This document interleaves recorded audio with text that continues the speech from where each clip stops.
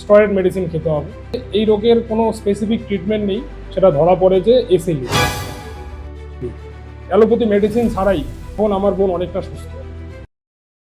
নমস্কার, আমার নাম সৌরভ বর্মন, আমার বাড়ি কোচবিহার। তা আমার বোন চৈতালি বর্মন। আমরা দীর্ঘ অনেক দিন ধরে একটা রোগে ভুগছিলাম। তো সেটা আমরা চেন্নাইয়ে ট্রিটমেন্ট করার পরে সেটা ধরা পড়ে যে এসএলই। তো ডাক্তার বলেছিল যে এই রোগের কোনো স্পেসিফিক ট্রিটমেন্ট নেই। তো সেই ক্ষেত্রে ফুল টাইম লাইফ টাইম ওষুধ মেডিসিন খেতে হবে, স্টেরয়েড মেডিসিন খেতে হবে। তো সেই মেডিসিনের পরিমাণ ছিল অনেকগুলো। তো আমরা ভাবতাম যে এত মেডিসিন সে কী করে খাবে আর লাইফ টাইম কী করে খাবে। তো আমরা সেখানে একটা স্টেপ নিই। তো আমরা নেক্সট স্টেপে আমরা যোগাযোগ করি ডাউকিমারিতে ন্যাচুরোপ্যাথি স্পেশালিস্ট মিস্টার দীপঙ্কর রায় আর দেবজিৎ রায়। তো আমরা বিগত 6 মাস থেকে এখন এখানে ট্রিটমেন্ট নিচ্ছি।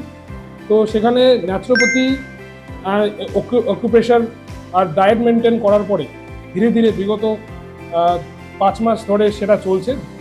এখন অবধি মানে কোনো অ্যালোপ্যাথি মেডিসিন ছাড়াই শুধু ন্যাচুরোপ্যাথি আর অ্যাকুপ্রেশার আর ডায়েট মেনটেনের মাধ্যমে এখন আমার বোন অনেকটা সুস্থ।